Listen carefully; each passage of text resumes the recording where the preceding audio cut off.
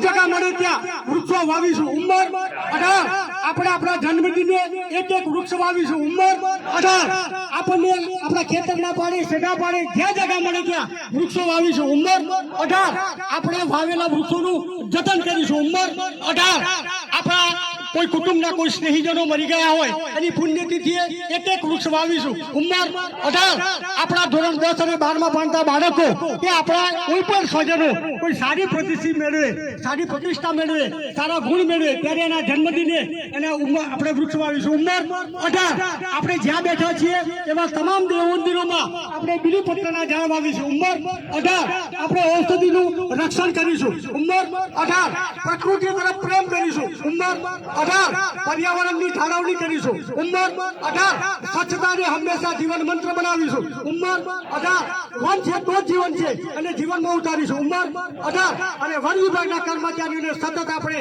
મદદરૂપ થઈશું. ઉંમર 18 અસ્તુ સૌને ખૂબ ખૂબ